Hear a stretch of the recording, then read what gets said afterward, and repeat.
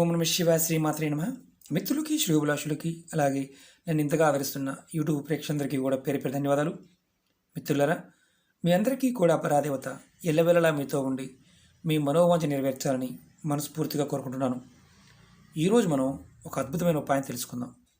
ఆదివారం రోజున అమ్మవారికి ఒక పదార్థాన్ని సమర్పించి మన నోటి నుండి మన మనసులో ఏ కోరికైతే కోరతామో అది జరగడానికి ఒక అద్భుతమైన చిన్న తాంత్రిక ఉపాయం. ఈ ఉపాయాన్ని ఆడవారైన మగవారైనా చేయవచ్చు. ఈ ఉపాయం చేయడం వల్ల కలిగే లాభాలు చెప్తాను. ఎవరికైతే జాతకంలో శుక్రగ్రహం బలంగా ఉంటే వారికి సకల సౌకర్యాలు, సంపదలు, ధనప్రాప్తి, అలాగే లగ్జరీ లైఫ్ ఇవన్నీ వస్తాయి. అలాగే వైవాహిక జీవితంలో కూడా అంటే భార్యాభర్తల మధ్య సంబంధం కూడా సంతోషకరంగా ఉంటుంది. అదృష్టం కలిసి వస్తుంది. అదృష్టం వారి వెంటనే ఉంటుంది. అలాగే రేపు ఆదివారం నాడు అంటే విజయదశమి రోజున అమ్మవారికి ఈ పదార్థాన్ని సమర్పించండి. అలాగే పూజ చేయండి. మీరు ఏది కోరుకుంటే అది మీకు జరుగుతుంది. మనకు ఒక అనుమానం వస్తుంది, గురువుగారు మేము అన్నీ చేస్తున్నాము, ఎన్నో చేస్తున్నాము, మాకు కలిసి రావడం లేదు. దేనివల్ల? మీ మనసులో సత్సంకల్పం అంటే సరైన సంకల్పం లేనప్పుడు, ఎదుటివారి మీద అసూయ కలిగినా, ఎదుటివారికి ఏదైనా ఇబ్బంది కలిగించాలని మనసులో భావం ఉన్నా, అలాగే కుటుంబ సభ్యుల మీద అయినా సరే అంటే పూజ చేస్తున్నప్పుడు మాట్లాడుతూ వేరే వారి గురించి ఆలోచించినా ఈ తాంత్రిక ఉపాయాలు పనిచేయవు. ఎందుకంటే ఈ దృష్టిలో పెట్టుకోవాలి. మనకి సంకల్పం సరిగా ఉన్నప్పుడు, మనసులో బలమైన కోరిక ఉన్నప్పుడు, మనం ఏదైతే పదార్థంతో ఈ ఉపాయం చేస్తామో మనం ఆ ఉపాయాన్ని మనస్ఫూర్తిగా చేస్తాం. అప్పుడు ప్రాకృతికమైన ఈ పదార్థం మనకు సహాయం చేస్తుంది. మనం కోరుకున్న కోరికని నెరవేరుస్తుంది. ఎవరికైతే పనులు కావడం లేదో వారు 1కి 2 సార్లు ప్రయత్నం చేయవచ్చు తాంత్రిక ఉపాయాలు. ఒకరికి తొందరగా అయిపోతుంది, ఒకరికి టైం పట్టవచ్చు, ఒక్కొక్కరికి నెల పట్టవచ్చు, ఒకరికి సంవత్సరం పట్టవచ్చు, కొంతమందికి ఎంత చేసినా కాకపోవచ్చు. ఎందుకంటే మీ మనోసంకల్పం అనేది ఈ ప్రభావాన్ని అంటే ఈ ప్రయోగం మీద ఉన్న ప్రభావాన్ని చూపిస్తుంది. ఇప్పుడు మన జాతకంలో జ్యోతిషశాస్త్ర ప్రకారం శుక్రగ్రహానికి సంబంధించిన దోషాలు ఉన్నప్పుడు మనం దుర్గాదేవిని పూజించినట్లయితే మనకి ఆ శుక్ర దోషాల నుంచి బయటపడవచ్చు. ఎందుకంటే మనం రాహుకాలం సంబంధించి దోషాలు ఉన్నప్పుడు రాహుకాలంలో అమ్మవారికి నిమ్మ తొక్కలో దీపాన్ని వెలిగిస్తూ ఉంటాం. ఎందుకంటే ఏదైనా సరే రాహు బాగోకపోయినా, శుక్రుడు బాగోకపోయినా, ఇబ్బందులు పడుతూ ఉన్నప్పుడు అమ్మవారిని ఆరాధిస్తే అద్భుతమైన ఫలితాలు వస్తాయని దాని అర్థం. ఈ ఉపాయానికి ఏ పదార్థాలు కావాలో చెప్తాను. ఇది ఆడవారిని మగవారిని చేయవచ్చని చెప్పాను. ఇది ఆదివారం నాడు ఉదయం 6 నుండి మధ్యాహ్నం 12 లోపు మాత్రమే చేయాలి. 12 తర్వాత చేయవద్దు. అలాగే ఈ ఉపాయానికి కావాల్సింది ఒక కొబ్బరికాయ కావాలి. అలాగే ఎర్రటి దారం అంటే రక్షాబంధం వాడతాం కదా, ఆ దారం కావాలి. అలాగే ఆవు నెయ్యితో వెలిగించడానికి ఆవు నెయ్యి కావాలి. ఒక ఎర్రటి ఒత్తు కావాలి. ఒక కాపర్ కాయిన్ కానీ వెండి కాయిన్ పర్వాలేదు, కొంచెం పాలు కావాలి. అలాగే పూజకి అంటే మీరు పూజ చేయడానికి గులాబీ పువ్వులు లేదా తామర పువ్వులతో అమ్మవారికి పూజ చేయాలి. ఈ 2 దొరకకపోతే బంతి పువ్వులైనా తీసుకోండి. అలాగే అమ్మవారికి నైవేద్యం పెట్టడానికి మీరు పాయసం చేయవచ్చు లేదా ఒక చిన్న బెల్లం ముక్కని పెట్టవచ్చు. మీరు అమ్మవారిని గులాబీ పువ్వులతో అలంకరించి లేదా మీకు ఈ పువ్వులు ఇందుట్లో ఏ పువ్వు దొరికినా అలంకరించండి. ఇది మీ పూజా మందిరంలో చేయండి. అమ్మవారి పటం ముందు మీరు కొబ్బరికాయ, ఎర్రదారం చూస్తున్నారు కదా, ఇలాంటి ఎర్రదారం తీసుకోండి. రక్షణబంధాన్ని, కొబ్బరికాయని చూపిస్తాను, ముందు రెడీ చేసుకోండి. ఇలా కొబ్బరికాయకి ఈ రక్షణబంధాన్ని చుట్టండి. ఇలా నిలువున ఇలా చుట్టి ఇలా పక్కన పెట్టుకోండి. తర్వాత మీరు ఈ కొబ్బరికాయ దారం చుట్టూ పక్కన పెట్టుకున్న తర్వాత అంటే అమ్మవారి పటం ముందు పెట్టండి, దుర్గాదేవి పటం ముందు పెట్టండి. తర్వాత మీరు ఏం చేస్తారంటే అమ్మవారికి పూలు అలాగే అలంకరణ చక్కగా చేయండి. తర్వాత ఇలా ఎర్రటి ఒత్తు ఇలా ఎర్రటి ఒత్తి వేసి ఆవు నెయ్యితో, నూనెతో కాదు ఆవు నెయ్యితో ఎర్రటి ఒత్తి వేసి దీపారాధన చేయాలి. ఏక ఒత్తి. మనం అనుమానాలు చాలా వస్తాయి. ఈ తాంత్రిక ఉపాయాలను గుర్తుంచుకోండి.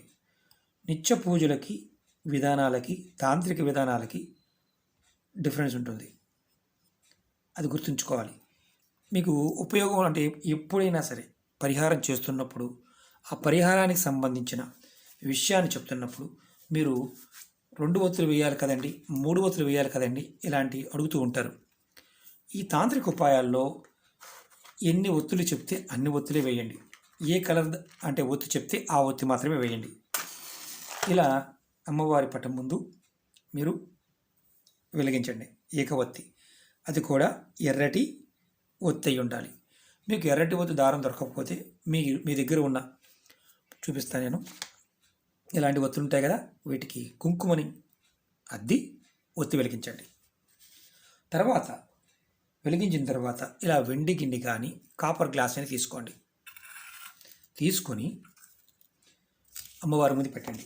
దానిలో మీరు ఒక కాపర్ కాయిన్ కానీ వెండి మీ దగ్గర ఏదైనా కాయిన్ ఉంటే ఆ కాయిన్ ఈ పాలలో వేయండి. ఇలా వేసి అమ్మవారి ముందు పెట్టండి. పెట్టిన తర్వాత మీరు దుర్గా అష్టోత్తరం కానీ లేదా దుర్గా సప్స్తుతి కానీ చదువుకోండి. ఒకవేళ మీకు అవి చదవడం రాకపోతే ఓం ధూమ్ దుర్గాయ నమః లేదా దుర్గాయ నమః, ఓం దుర్గాయ నమః, ఓం దుర్గాయ నమః అని మంత్రాన్ని మీ మనసులో అనుకుంటూ ఉండండి. మీరు ఆ మంత్రాన్ని ఒక 10 నిమిషాల సేపు అనుకున్న తర్వాత మీ మనసులో ఏ కోరిక అయితే ఉందో ఆ కోరికని చెప్పుకోండి. తర్వాత అమ్మవారి ముందు పెట్టిన కొబ్బరికాయ తీసుకొని ఈ కొబ్బరికాయ తీసుకోండి. మీ తల చుట్టూతా నేను చూపిస్తాను. మీరు మనిషి అనుకోండి. ఎడమ వైపు నుంచి కొడికి మనం దృష్టి తీస్తాం కదా, మీ తల చుట్టూతా ఎవరైతే పూజ చేస్తున్నారో వారు తల చుట్టూతా 3 సార్లు తిప్పుకోండి. తిప్పుకొని కొబ్బరికాయని పక్కన పెట్టుకోండి. అమ్మవారి పట్టం ముందు కాకుండా పక్కన పెట్టండి. 3 సార్లు తిప్పుకోండి యాంటీ క్లాక్ వైజ్. తర్వాత మీరు సాయంత్రం 6 లోపు, ఇది మధ్యాహ్నం 12 లోపు మనం చేసాము, సాయంత్రం 6 లోపు ఈ కొబ్బరికాయని పారే నీళ్ళలో కానీ లేదంటే ఏదైనా చెట్టు మొదల్లో పెట్టేయండి. కొట్టమాకండి, ఇలాగే ఉంచండి, పెట్టేయండి. పారే నీళ్ళు ఉంటే దాంట్లో వేసేయండి. మీరు అమ్మవారి ముందు పెట్టిన ప్రసాదం ఏదైతే ఉందో, అంటే పాయసం పెట్టవచ్చు అని చెప్పాను, పాలు పెట్టవచ్చు అని చెప్పాను, మీ ఇంట్లో వాళ్ళందరూ కూడా ఈ ప్రసాదం తీసుకోండి. మీరు ఏదైతే పాలల్లో వేసిన కాయిన్ ఉంది కదా, చూపిస్తాను, మీకు చేతితో చూపిస్తాను. ఇది ఏదైతే వెండి కాయిన్ కానీ అలాగే లేదంటే కాపర్ కాయిన్ కానీ శుభ్రం చేసి మీరు మీ బీరువాలో పెట్టుకోండి. ఆదివారం రోజున మీకు వీలైతే, ఆ రోజున మీకు వీలైతే కంపల్సరిగా 9 మంది చిన్నపిల్లలు చూడండి, అంటే పెద్ద మనిషి కాని పిల్లలు, చిన్నపిల్లలు చూడండి. చిన్నపిల్లల్ని ఇంటికి పిలిచి వారికి ఏదైనా భోజనమైనా పెట్టవచ్చు, లేదంటే వారికి గాజులు, ఆడపిల్లలు అయితే చాలా మంచిది, గాజులు, గోరింటాకు, తిలకం ఇలాంటివి గులాబీ పువ్వులతో పాటు పెట్టి గిఫ్ట్గా ఇవ్వండి ఆడపిల్లలకి. మగపిల్లలు కూడా ఉన్నారనుకోండి, మగపిల్లలు కూడా అంటే చిన్నపిల్లలు 10 సంవత్సరాల లోపు పిల్లలకైనా సరే భోజనం పెట్టండి. ఆడపిల్లలు అయితే మాత్రం వారిని గోరింటాకు కానీ తిలకం కానీ గులాబీ పువ్వులు ఇందుట్లో మీకు ఏది అందుబాటులో ఉంటే అది ఒక 9 మంది పిల్లలకి ఇవ్వండి. ఎందుకంటే మీకు 9 మంది అందుబాటులో లేకపోతే ఇద్దరే అందుబాటులో ఉన్న ఇద్దరికైనా ఇవ్వండి, కానీ 9 చాలా శ్రేష్టం. ఇలా చేయటం వల్ల మీరు ఏదైతే కోరుకుంటారో, మీ మనసులో ఏదైతే బలమైన కోరుకుంటుందో ఆ కోరిక ఖచ్చితంగా నెరవేరుతుంది అని తంత్రశాస్త్రం చెప్తుంది. మీకు శుక్రబలం పెరుగుతుంది, అలాగే సూర్యబలం పెరుగుతుంది. రెండోది మీకు అద్భుతమైన మానసిక శక్తి కూడా పెరుగుతుంది. మీకు భార్యాభర్తల మధ్య ఉన్న గొడవలు ఉంటే తగ్గుతాయి, అదృష్టం మీ వెంట వస్తుంది, అలాగే ధనప్రాప్తి కలుగుతుంది. మీ మనసులో అంటే మీకు ఏదైతే కోరుకుంటారో, నాకు సకల సౌకర్యాలు కావాలి అని సంకల్పం చెప్పుకుంటే మీరు ఆ సంకల్పం నెరవేరడానికి మార్గాలు తెలుస్తాయి. అమ్మవారు మీకు ఖచ్చితంగా కరుణించి మీ మనసులో ఉన్న ప్రతి కోరికను కూడా నెరవేర్చడానికి అవకాశం ఉంటుంది. మీరు ఈ ఉపాయాన్ని పరిపూర్ణమైన నమ్మకంతో, విశ్వాసంతో చేయాలి. ఏదో చెప్పారు కదా అని మాత్రం ప్రయత్నం చేయమాకండి. నమ్మకంతో చేయండి. అలాగే ఈ ఉపాయం చేస్తున్నప్పుడు నెలసరి ఉండకూడదు. కుటుంబాలు ఎవరైనా మరణించి ఉండి పెద్ద కర్మ అవ్వకుండా ఉంటే చేయకూడదు. అలాగే గర్భిణీ స్త్రీలు ఈ ఉపాయాన్ని చేయవద్దు. కుటుంబ సభ్యులు ఎవరు చేసినా పర్వాలేదు. కుటుంబంలో 5గురు ఉన్నారనుకోండి, 5గురిలో ఎవరైనా చేయవచ్చు. అంటే భార్య గర్భవతి, భర్త చేయవచ్చు అంటే చేయవచ్చు. అలాగే ఈ ఉపాయాన్ని తల్లిదండ్రులు చేయవచ్చు, అత్తమామలు చేయవచ్చు. భర్త కంటే కూడా అత్తమామలు చేయడం చాలా మంచిది. ఎందుకంటే ఆ కుటుంబం ఇంకా వృద్ధిలోకి వస్తుంది. కుటుంబ వృద్ధి కోసం మీకు వ్యక్తిగతమైన అభివృద్ధి కావాలన్నప్పుడు మీకు మీరుగా చేసుకోండి. ఇంకోటి ఏంటంటే, ఇలా దీపం వెలిగించాం కదా, ఇది ఏకవత్తి మట్టి ప్రమిదలో వెలిగించవచ్చు, ఇలా వెండి దాంట్లో వెలిగించవచ్చు. మీ అందుబాటులో ఉన్నప్పుడు దాన్ని స్టీల్ మాత్రం కాకుండా చూడండి. అంటే స్టీల్ ప్రమిదలు ఉంటాయి కదా, అవి కాకుండా మట్టి ప్రమిదలైనా వెలిగించండి. ఆవునే కంపల్సరీగా ఉపయోగించండి. మీరు నైవేద్యంగా బెల్లం ముక్క పెట్టమని చెప్పాను, అది మీరు నైవేద్యంగా తీసుకోవచ్చు. ఈ పాలు కూడా మీరు నైవేద్యంగా తీసుకోవచ్చు. కుటుంబ సభ్యులందరూ కూడా తీసుకోవచ్చు. పువ్వులు ఖచ్చితంగా పువ్వులు కూడా మీరు 1-2 సార్లు ఎందుకు చెప్తున్నానంటే, ఏదైనా సరే ఇందుట్లో 3 రకాల పువ్వులు చెప్పాను అనుకోండి, ఒక రకం పువ్వు దొరికినా పెట్టండి. మీరు ఉదయాన్నే 6-12 లోపు అని చెప్పాను. ఉదయం 6-12 లోపు అంటే స్నానం చేసి చేయాలి. కొంతమంది అడుగుతూ ఉంటారు, టిఫిన్ చేసి చేయొచ్చా అని. మీరు ఉదయాన్నే చేయండి, అద్భుతమైన ఫలితాలు ఉంటాయి. అమ్మవారి యొక్క సంకల్ప బలం మనకి చాలా అద్భుతంగా పనిచేస్తుంది. ఈ చిన్న ఉపాయం ప్రయత్నం చేయండి.